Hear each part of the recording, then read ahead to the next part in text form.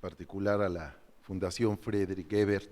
Es un verdadero honor que me permitan trasladar o como está planteado en el programa, plantar un punto de vista para generar una discusión. Esta entrada, esta presentación, pues trata de ser muy directa precisamente para que pueda dar lugar a una discusión encaminada y precisa. ¿Qué significa hablar del futuro para la socialdemocracia en México? Yo creo que hablar del futuro de la socialdemocracia en nuestro país no equivale a identificar un objeto del que luego deberíamos esperar su llegada, sino, sin perder la objetividad, trazar la ruta que permita la construcción de ese proyecto, o al menos, si el futuro es cercano y amenazante, con este perfil de su futuro tratar de impedir su debacle y desaparición. Permítanme por ello partir de un texto antiguo, pero con un agudo olfato histórico, de Fernando Enrique Cardoso. Como saben muchos aquí, cuando se busca en un diccionario socialdemocracia en América Latina, aparece la foto de Cardoso.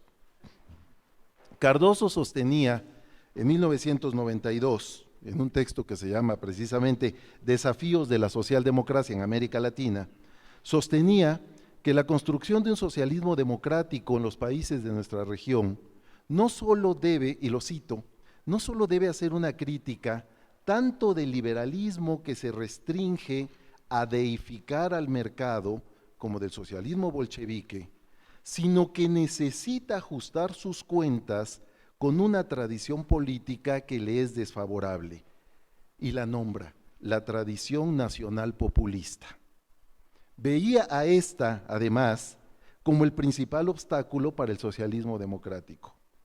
En este último acerto reside, en mi opinión, lo visionario de su diagnóstico para la izquierda mexicana de nuestros días. En México, aquí y ahora, el futuro de la socialdemocracia pasa de manera necesaria por el ajuste de cuentas que nos sugiere Cardoso con una izquierda triunfante, con un poder político inédito y que, sin embargo, no se reconoce en el amplio molde de la socialdemocracia. Una izquierda que tiende más al modelo de las ahora en boga, o en todo caso crecientes, democracias iliberales, más orientada a eso que a alimentar la democracia constitucional, que ha sido el molde político de la socialdemocracia en el siglo XX y parte del XXI. Desde su victoria electoral, hace un año, el gobierno de Andrés Manuel López Obrador y su coalición encabezada por el Movimiento de Regeneración Nacional, Morena, ha planteado las orientaciones generales de su programa al día siguiente de la victoria electoral. Puedo olvidar alguna de estas orientaciones, pero creo que las que identifico ya están fuera de duda. La lucha contra la corrupción como prácticamente único soporte discursivo de la gestión, como mantra capaz de absorber o borrar cualquier narrativa distinta. La promesa de una política social reorientada a la atención de las mayorías sociales empobrecidas. La reconstrucción de un nacionalismo de base popular. La anulación, la concentración de las decisiones gubernamentales solo en la figura presidencial. La anulación de la reforma educativa del sexenio anterior. Un recorte sistemático del gasto público y la aplicación de un programa de austeridad gubernamental a ultranza. La prioridad a la reconstrucción estatalmente orientada de la industria petrolera. La construcción de una política de seguridad pública conforme a esquemas de inspiración militar. La confusión de lo religioso con lo gubernamental. La articulación de un universo simbólico en el que solo caben el gobierno, o mejor dicho, el gobernante y sus adversarios, con la consecuente estigmatización de las críticas independientes y opositoras. Y al último, pero no lo último, la actualización de un psicodrama colectivo cuyo guión es el lenguaje binario de los amigos y enemigos. Indiscutiblemente, el discurso igualitarista, de apelación popular y antielitista del gobierno de Morena, así como buena parte de sus políticas efectivas, tiene un efecto real de interpelación e incluso de convocatoria para la izquierda socialdemócrata. Pero la tendencia general que lo orienta ha marcado ya una frontera más o menos clara con el proyecto de esa izquierda socialdemócrata, que por más dialogante y concertadora que pueda ser, no debería renunciar a logros civilizatorios que su propia tradición ha construido. Listo algunos de estos hitos o logros.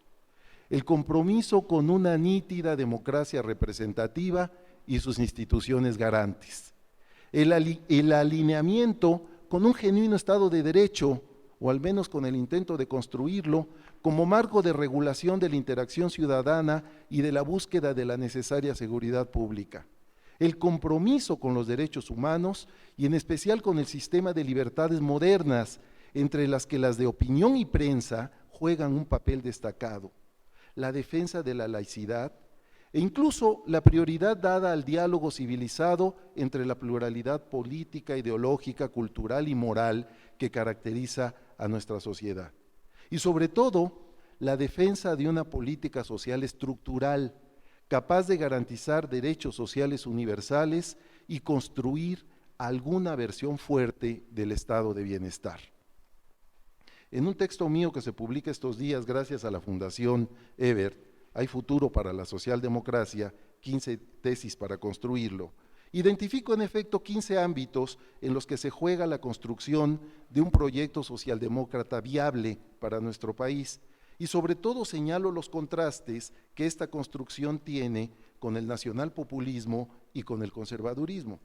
Hoy, por mor de la brevedad, permítanme centrarme en solo uno de estos ámbitos, precisamente porque es un campo paradigmático donde se contrastan el nacionalpopulismo con un proyecto socialdemócrata, la política social. La política social es la joya de la corona de los regímenes de izquierda. Por su propio reclamo discursivo, prioridad de los pobres, crítica de la cultura del privilegio, reorientación de los recursos ahorrados a poblaciones marginadas, etcétera. Una política social estructural debería ser la meta del presidente y de su movimiento de regeneración nacional, pero no parece serlo. En lugar del sentido estructural, priva una orientación personalista y discrecional. De hecho, la primera fase, que es la que estamos viviendo de la política social del nuevo gobierno, va a contracorriente de una política viable de derechos sociales.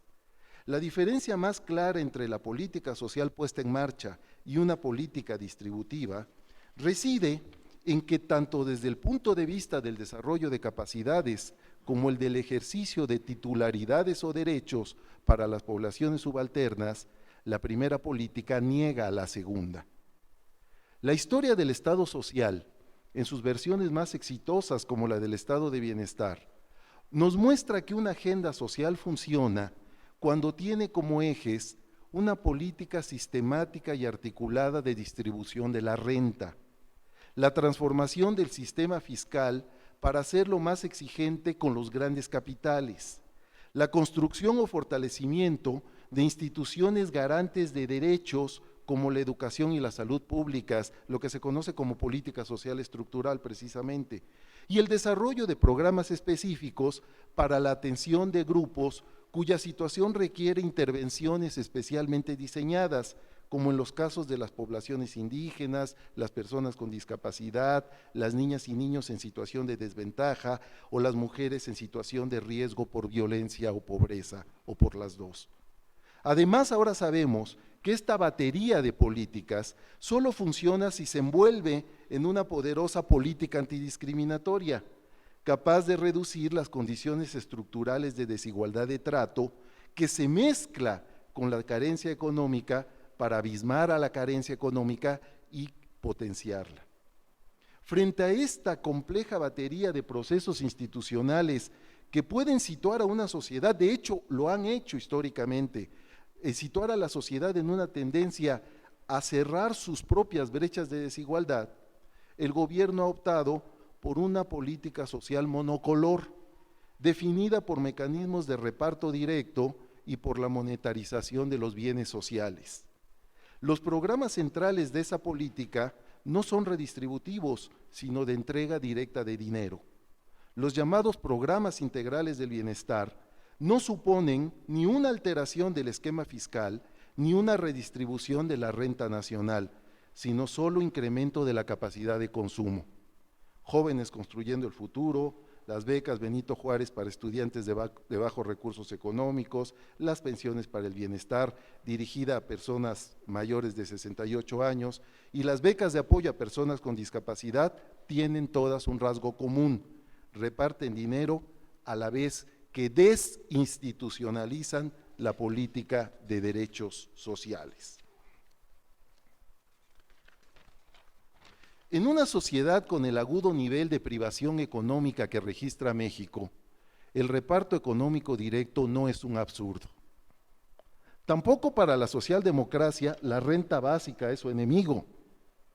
Su riesgo en México, sin embargo, reside en que en un horizonte estable de escasez de recursos fiscales, la política monetizadora solo puede hacerse a cargo, como ha comentado muy recientemente Pepe Goldenberg, solo puede hacerse a costa de desmontar, mediante recortes presupuestales y despidos de personal, áreas completas de la política social estructural, salud, educación, trabajo, y de programas sociales remediales que habían demostrado eficacia, como el Seguro Popular y Prospera.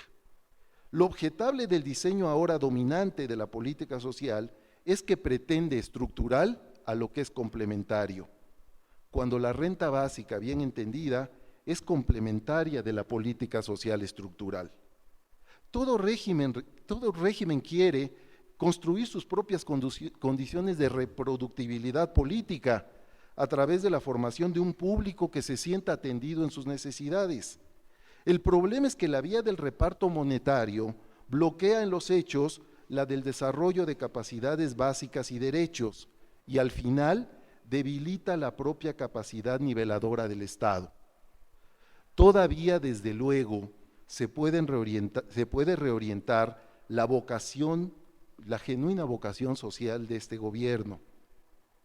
Una reforma fiscal realmente progresiva, el fortalecimiento de la política social estructural, la recuperación de programas sociales funcionales serían rasgo de tal cambio. Pero la cuestión es si ese cambio cabe en el menú de opciones del presidente, que es el único que toma estas decisiones. Dicho de otra manera, más allá de las expectativas bien intencionadas de quienes tienden lazos al gobierno desde la socialdemocracia, mi pregunta es, ¿le interesa al presidente asociarse con una identidad socialdemócrata? Tenía razón Cardoso. En la experiencia mexicana, durante mucho tiempo, las y los socialdemócratas se han dedicado, con más o menos empeño, a deslindarse de la sublimación liberal del mercado y a sacudirse el fardo del bolchevismo. Pero han sido omisos, hemos sido omisos en autoentendernos como una crítica política actuante del nacionalpopulismo. Hoy por hoy, el espejismo de una supuesta agenda distributiva compartida paraliza buena parte de la necesaria crítica socialdemócrata de la política social entendida como reparto directo de recursos fiscales a una población siempre indeterminada, en vez del rescate y construcción de las instituciones propias del estado de bienestar. Yo creo que una suerte de síndrome de Estocolmo atenaza a algunos segmentos socialdemócratas, que se autoconvencen de que mantienen poderosas coincidencias con una izquierda nacional populista que, no obstante, se mantiene fija en su tarea de hacer irrelevante a la socialdemocracia en la escena política.